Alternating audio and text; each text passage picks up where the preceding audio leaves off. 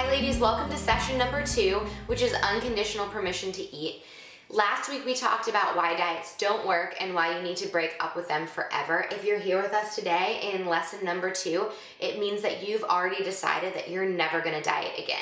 That decision can be a little overwhelming, scary, exciting. It's like you're embarking on this whole new world, and we're excited to do that with you. Those feelings are totally normal. Paige and I definitely felt those things when we broke up with diets ourselves.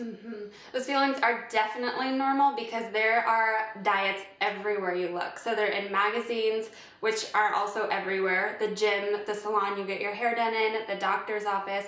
They're on social media when you get on your Instagram. They're literally everywhere. And I think the most confusing thing about them is that there are so many different diets out there that seem very promising, right? They seem like they're the answer to all of your problems. They're going to make you happy. So today, it's gonna feel a little bit different when we start working on permission to eat whatever you want, because that basically goes against everything. But what we want to teach you is that you don't need the diet, you actually have a better tool, right? Right, absolutely. Yeah, you may be wondering, oh my gosh, if I don't have a diet telling me that grains are the best thing that's ever been placed on this planet, or that animal meat is terrible, or that I should never eat grains and only eat animal meat. If you don't have this set of rules, what the heck are you supposed to eat? But like Paige said, you already know. Your body knows exactly what she wants and exactly what she needs, and your body is unique to you. So that list of things that's gonna work for you is a list that's been made up internally, and we're gonna teach you how to figure out what the heck those things are. So the next step in your journey to vibrant health, a happy body, feeling really amazing and confident in your own skin is giving yourself unconditional permission to eat, which can be scary, but we're gonna walk you through it in 4 steps today so that you have the structure and the confidence to make this happen. The first step is throwing out the notion that certain foods are bad. The second is eating what you truly want and actively reassuring yourself that that is okay.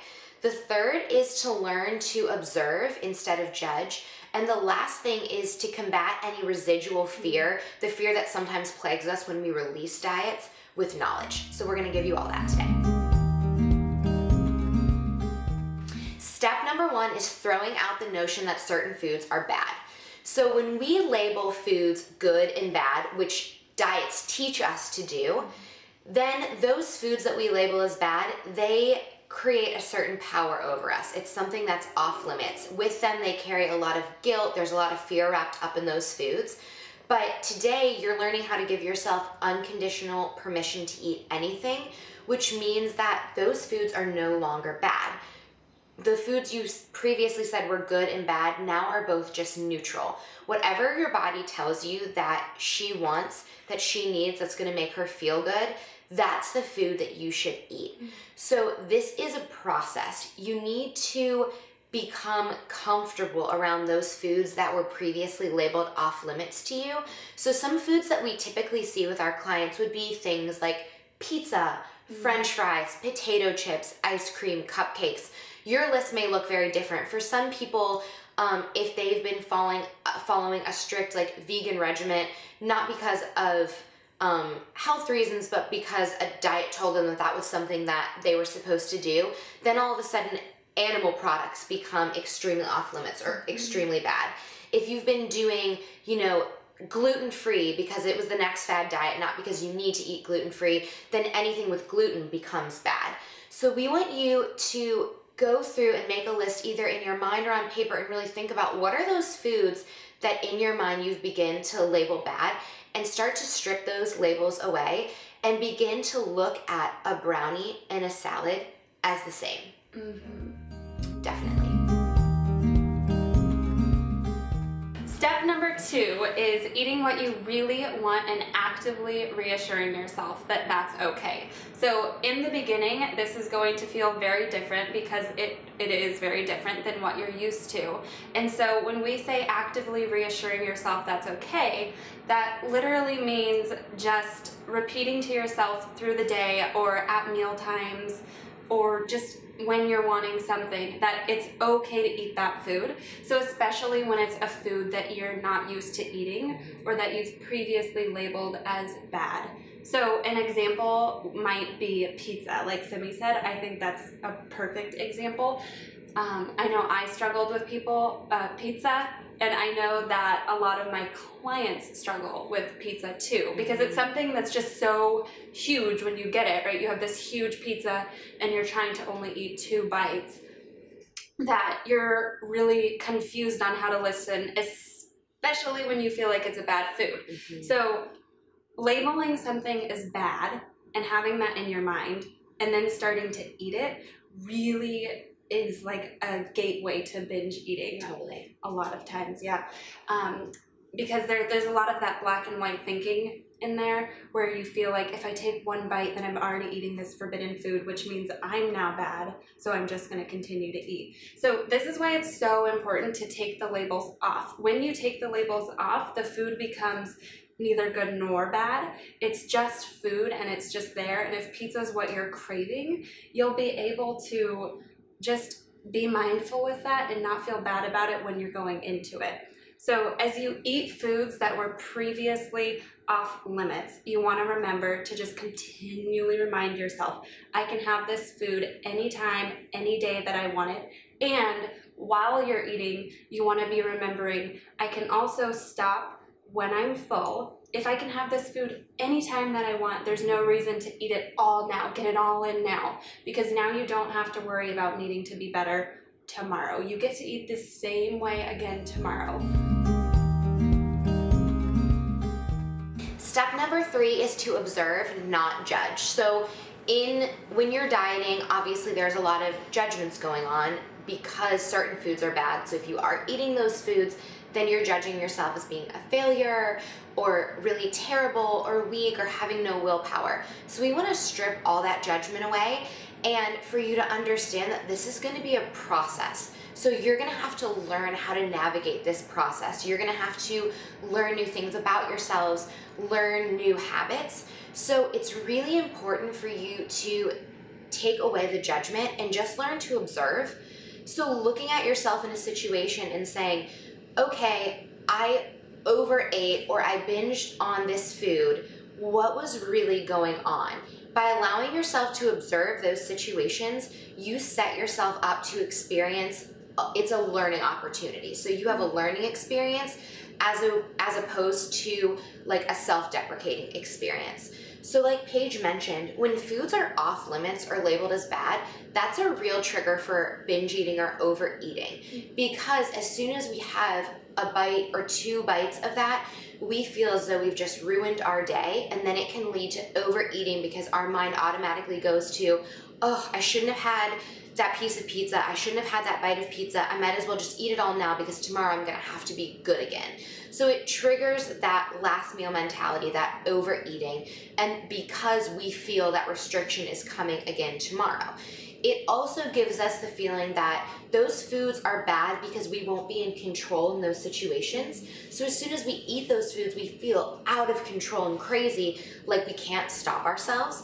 And that too can make us overeat. And then we think, oh, I'll just be good again tomorrow. I'll just restrict tomorrow. I'll be super clean tomorrow. So that kind of yo-yo mentality is why thinking of certain foods as bad or off limits can be so detrimental and can be so sabotaging to intuitive eating. Because let's say that your body truly did want some French fries or really did want a piece of pizza. It doesn't allow you to enjoy those foods and be in the moment and really honor your body. So being able to observe allows you to learn from that and to pick up on the restrictive thinking that caused that overeating or caused that binge, or perhaps it was an emotional situation that you're in. So maybe you find yourself overeating Easter candy and you realize on Easter, and you realize that up until Easter that candy was in the house maybe for like a week before, but in your mind you said to yourself, that's Easter candy, I'm not allowed to have that candy until Easter. That right there is a restrictive thought. So then when Easter comes, you think, oh, Easter's the only day I'm allowed to eat these, Reese's eggs or whatever it might be. And so then you almost end up overdoing it because you're afraid that you're not allowed to have it those other days, or you're not going to have it on those other days. If you're the kind of person who says to yourself, hey, I can have a Reese's cup any day that I want, then it takes away that need to overeat it on actual Easter. So that's just one example. But when you start to observe, rather than beat yourself up and judge yourself, that's where the magic happens, because you can pick up on that, learn it, and then change that thought process, change that cycle that you have going on subconsciously in your mind. Yeah, definitely. And what we also want you to know is the difference of what it feels like to observe and judge. So judging feels really mean. You basically feel like you don't care about yourself because you can't keep your rules that you feel like you're supposed to have.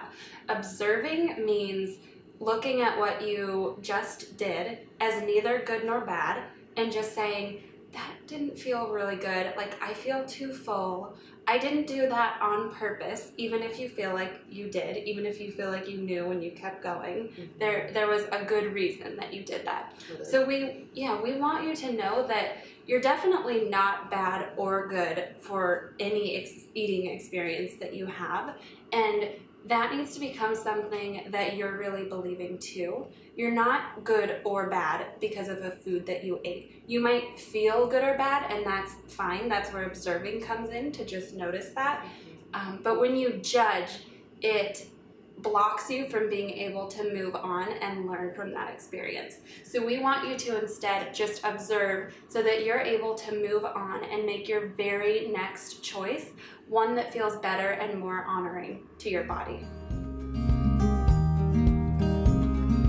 Step number 4 is combating fear with knowledge. So whether you're someone who has been dieting, for a short period of time or a very, very long time, or you're someone who feels like you haven't had the willpower to diet, and you are someone who gets really excited about a lot of food and just really finds a lot of pleasure in food and feels that you're not able to seek out the healthy things that would make you feel good. So whatever end of the spectrum that you're on, we want to give you the knowledge today that will help combat the fear that, oh my goodness, if I eat these things, they'll be bad. Or, oh my goodness, I'll never be able to stop eating these things if I give myself complete permission to do so.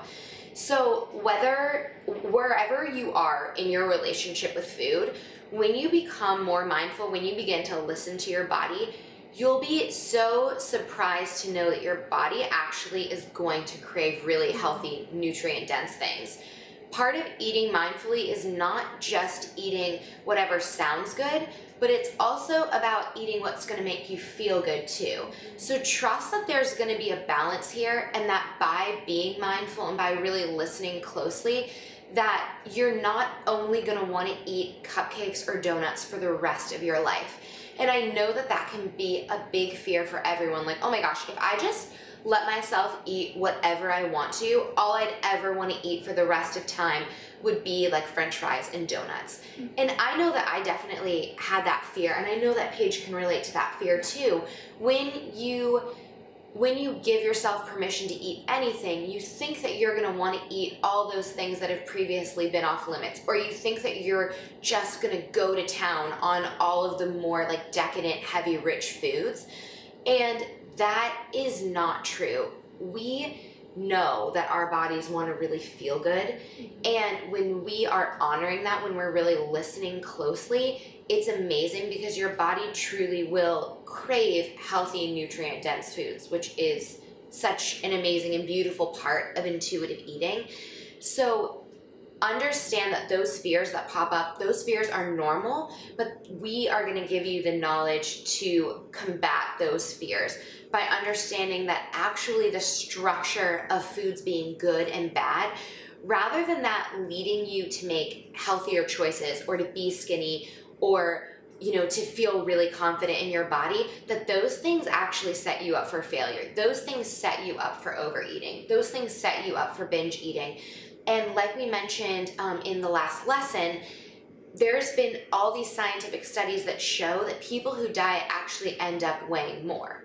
Likewise, if you're someone who just really enjoys the pleasure of food and feels like you have no willpower or aren't able to make healthy choices, understand that once you start to listen to your body, that your body is going to clue you into craving those healthy foods. I think that totally relates to not judging yourself and instead observing. So when you feel like you're out of control, or the only thing I'm going to be able to eat, like Simi said, is this pizza. If I let myself eat whatever I want, all I'm ever going to want to eat is pizza and then Haagen-Dazs and movie popcorn and hot chocolate. That's really not the case. If you had to eat that every day for the next 30 days for every meal, you would hate that food and you would absolutely be craving something different, because your body naturally wants to bring you back to balance all the time, which might even be why you're here with us today, because you are feeling like this can't be how my body's supposed to feel. There must be another way to feel.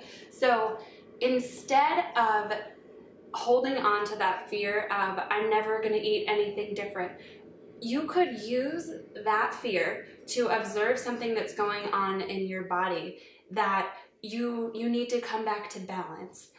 Or you could use that to tell yourself, this might be a sign that I need to focus in a little bit more on my intuitive eating, because I know my body wants to be balanced. It doesn't want to eat this food all the time. So you can just use that to signal yourself like, if I'm having this fear, maybe it's time that I focus a little bit more on intuitive eating and really listening even more to what my body's trying to tell me. So not only is your body going to crave healthy food, but it's also going to crave treats, which are so fun to have when you have them in a way that feels really mindful and you have good experiences with them. So maybe you haven't had a good experience with treats yet. Maybe you're always dieting, and when you have a treat, you're just going way overboard. Or maybe you have never dieted yet and you feel like you should be someone that eats healthier food. Why don't I eat healthier food? And you feel like most of your food is treats. There's two ends of the spectrum, and both don't feel good at all. So we want to bring you to the place where you can be in the middle and enjoy mostly healthy, nutrient-dense foods, even if that means like a pizza with arugula and goat cheese and wonderful things on it. Like that would be exactly in the middle. And loving food and having fun with food, looking forward to going to new restaurants and trying new things. It is so fun. So we want to get you to that place where you feel like you're looking forward to eating out and going to new places and cooking and having fun in the kitchen. Intuitive eating is about pleasure. It's about finding pleasure in a really, really amazing kale salad. It's about finding pleasure in a really beautiful piece of like vanilla cake. And it's about feeling pleasure in your body before you start the meal, during the meal, and after the meal's done. Really focusing on how you feel. When I think about giving myself unconditional permission to eat, there are definitely a few foods that like pop right into my mind. The first is gluten-free baked goods. So I have celiac disease, I have to eat gluten-free. And when I first found out that I had celiacs, I thought, oh my gosh, like I'll never be able to eat a baked good again. And so it felt like something had been taken away from me. And so any time that I would get around like gluten-free baked goods, I would just go to town. Like I would binge, gorge myself, whatever. So right there, that taught me that like I didn't have control around myself, around, you know, baked goods. And it was because I had that restrictive thinking of the baked goods are being taken away from me. So that sort of sparked this restrictive binging cycle around baked goods. And then I would never keep them in the house because I thought, oh, I can't control myself around them. So I would get these cravings for them, and I would go to, when I lived in Chicago, there was a Whole Foods that was walking distance away. I would go and I would like buy a box of not good, yummy, gluten-free cookies or whatever, just whatever I could find, and like gluten-free Oreos or whatever. And they probably, I mean, I know now they tasted like wax, but at the time, like I would open up this box and just gorge myself, like eat so many to the point where like my tummy would hurt and I'd feel so sick, and then I would like feel really guilty and terrible about myself, and then the next day I'd be really good and restrict again. So it was this cycle of binging that was happening with gluten-free baked goods. But when I gave myself unconditional permission to eat, I was so terrified. I'm like, fine, I can give myself unconditional permission to eat everything, but it's not going to be able to happen with baked goods. Like, there's no way that I'll be able to control myself around those baked goods.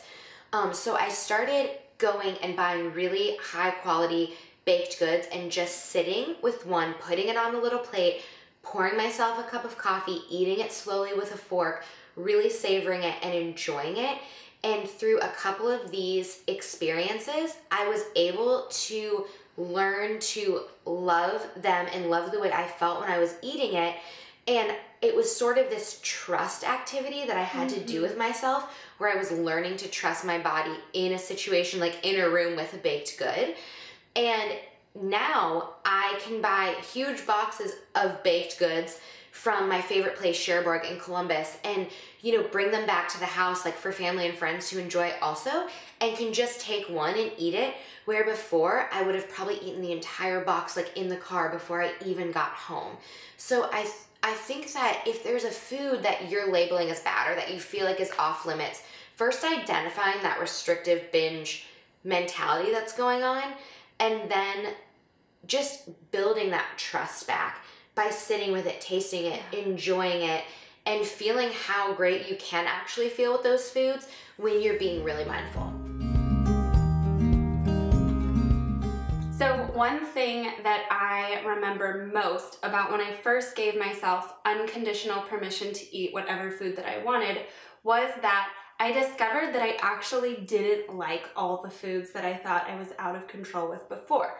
So my little story is that one time I was in Target shopping with one of my best friends, and we both loved Cadbury mini eggs, and we both felt very out of control around them. So we walked past these Cadbury mini eggs, the little tiny pastel ones with like creamy chocolate inside, and I saw them, and I was eating intuitively at this point and feeling really good, and I had a little bit of fear when I saw them, and I looked at them and thought, like, I know I want to have those, but I really don't want to mess up this whole intuitive eating thing. It's going really good and I don't want to scare myself. So at that point, I just agreed with myself, if you're going to buy those, you're going to really enjoy them and have fun with them, and you're going to eat them in a way that you could buy the bag, have some, and walk away feeling great and so happy that you allowed yourself to have that bag. So I bought the bag.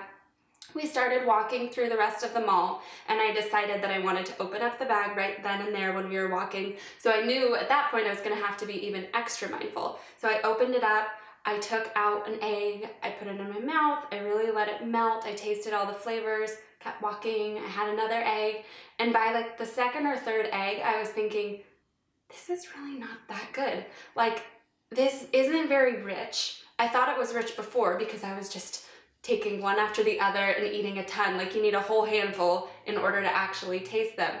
But when I was having one at a time and trying to really focus on enjoying them, I realized that I actually didn't like the flavor at all. So I rolled the bag up, stuck it in my purse, and put it in our Easter dish at home because I knew other people maybe liked them.